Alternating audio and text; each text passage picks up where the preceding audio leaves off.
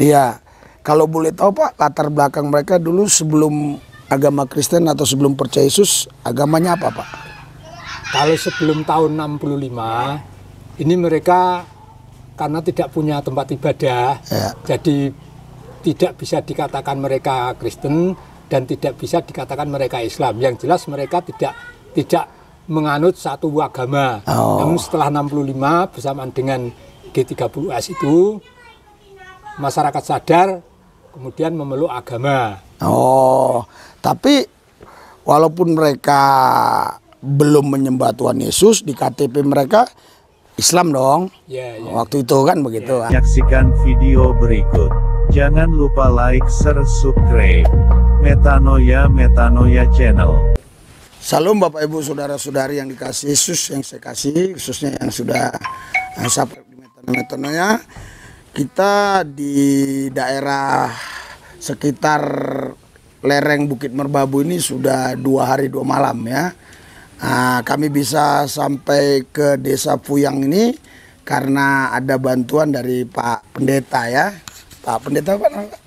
Johannes Mardi. Pak Johannes Mardi Pak. Ya.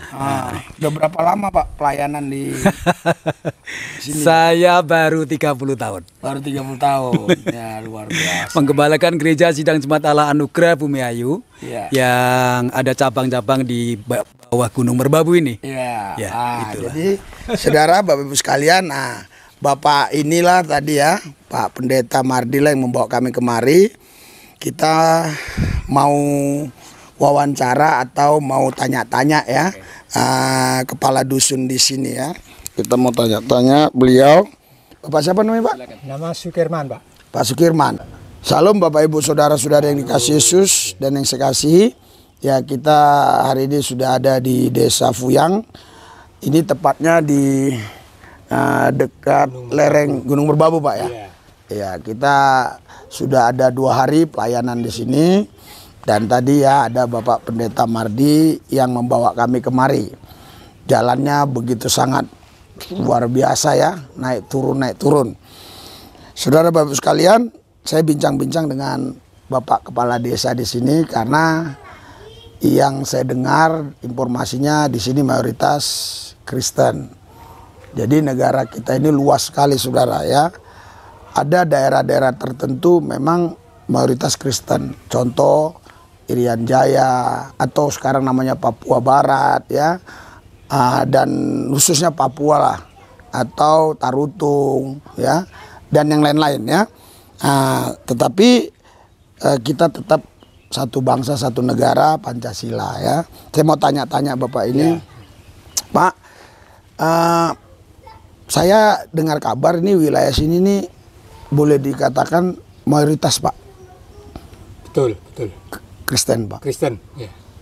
Itu semua Kristen apa ada yang masih agama lain Pak? Khususnya yang Dusun Fuyang ini terdiri dari 70 kakak yang memeluk agama Islam hanya 4 rumah. Oh, 4 rumah. Keluarga. Dari 70 kakak hanya 4 rumah. Ya. Oh. Itu Tapi Kristennya berbeda-beda. Oh. Ada yang GKJTU, ada yang GSCA, dan 3 keluarga ada yang Yahweh. Oh iya. Tapi intinya mereka percaya Tuhan Yesus lah. Tuhan Yesus sebagai Tuhan dan Juru Selamat. Iya. Kalau boleh tahu Pak, latar belakang mereka dulu sebelum agama Kristen atau sebelum percaya Yesus, agamanya apa Pak? Kalau sebelum tahun 65, ini mereka karena tidak punya tempat ibadah, jadi tidak bisa dikatakan mereka Kristen dan tidak bisa dikatakan mereka Islam. Yang jelas mereka tidak menganut satu agama. Namun setelah 65 bersamaan dengan G30S itu, masyarakat sadar kemudian memeluk agama. Oh, tapi walaupun mereka belum menyembah Tuhan Yesus, di KTP mereka Islam dong. Waktu itu kan begitu. Kalau bicara KTP, intinya mereka di KTP-nya Islam, terus pecah G30 SPKI, mereka beralih kepada Tuhan Yesus. Bapak bisa beralih kepada Tuhan Yesus gimana Pak ceritanya? Pasti Bapak dulu di KTP juga Islam dong? dulu? Sejak lahir. Ah iya, sejak lahir Islam kan. Nah, Bapak bisa percaya Yesus itu seperti apa ceritanya, Pak? Karena saya masuk di Kristen itu sejak lahir nih. Oh, Bapak sejak lahir? Sejak lahir. Oh iya. Di tahun 63 Iya. itu saya lahir, terus 2 tahun kemudian ikut baptis di gereja, baptis kecil, dan setelah itu dari baptis sampai 2014 saya masuk GKJTU, dan 2015 saya pindah ke GSJA, yang GSJA Duko itu cabangnya Pak Mardi. Ya. Terus Bapak sebagai kepala dusun, kan ini tadi sudah boleh dikatakan 98% lah Kristen, hanya 4 kakak tadi ya. Tapi bagaimana hubungan antara Kristen dan Islam yang 4 kakak ini, Pak, di wilayah ini, Pak? Situasi masyarakat tetap kondusif. Jadi di antara Kristen dan Islam itu rukun-rukun saja, saling bau-membau. Barangkali ada kegiatan Natal, yang Muslim diundang juga datang. Tetapi karena yang Muslim itu hanya terdiri 4 kepala keluarga, jadi tidak pernah ada kegiatan Maulid Nabi, ini dan itu tidak pernah. Tapi hubungan antara Islam dan Kristen tetap terjalin baik. Saudara, Bapak Ibu sekalian, ini perlu kita teladani, kita contoh ya, karena sekarang ini banyak yang mabuk agama ya, sehingga banyak kali masalah-masalah karena agama. Padahal itu kan keyakinan pribadi lepas pribadi, dilindungi oleh konstitusi, dilindungi oleh negara. Negara kita berdasarkan Pancasila. Apalagi belakangan-belakangan ini ada yang mau merubah ya, negara kita yang Pancasila mau jadi khilafah kan. Puji Tuhan ya, pihak kepolisian sudah bisa menangani itu sehingga negara kita tetap utuh, Indonesia NKRI. Nah, Pak, jadi yang masyarakat 4 kakak tadi itu diundang ke gereja kalau dalam acara Natal, datang, Pak? Datang, Pak ya. Tidak hanya itu toh. Jadi waktu gereja bangun itu mereka juga ikut membantu. Sebaliknya waktu pihak Muslim buat musyola, pihak Kristen juga membantu. Jadi kerjasama tetap terjalin bagus.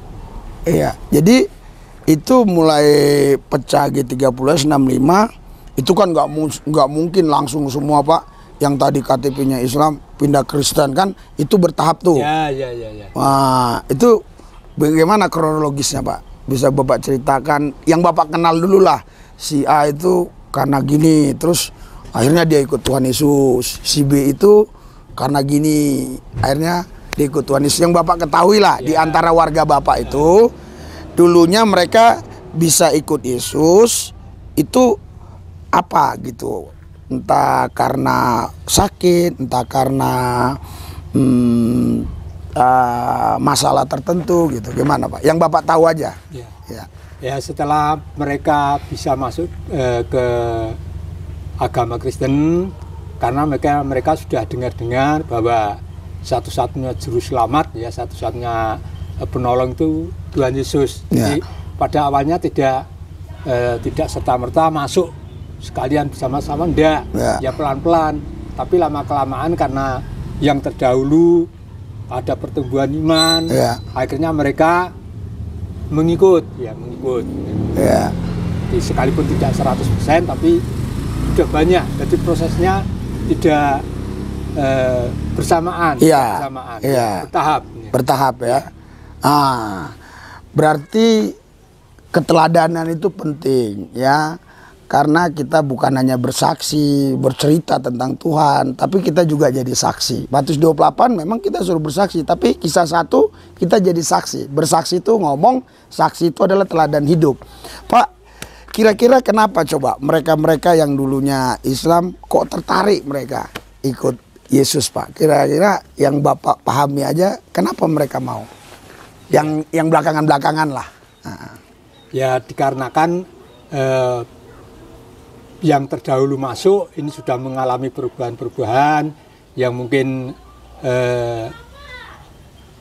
dari kelakuan yang tidak benar. Nah, karena sudah mengenal Tuhan Yesus, mereka menjadi melakukan sesuatu yang benar seperti yang diajarkan Tuhan Yesus, dan mereka kan tertarik. Pada suatu saat memang ada yang terkena musibah, sakit penyakit dan lain sebagainya. Nah, karena dengan perkumpulan orang-orang yang sudah percaya, ada kegiatan doa bersama, dan mereka didoakan dan akhirnya bisa sembuh. Nah, mereka tertarik, dan setelah itu mereka percaya bahwa benar-benar Tuhan Yesus itu sebagai penolong dan bisa menyembuhkan mereka-mereka yang sakit melalui doa-doa dari teman-teman yang terdahulu masuk. Iya, jadi saya mendapatkan pengalaman yang luar biasa. Saya bisa jelaskan menurut pandangan saya ya.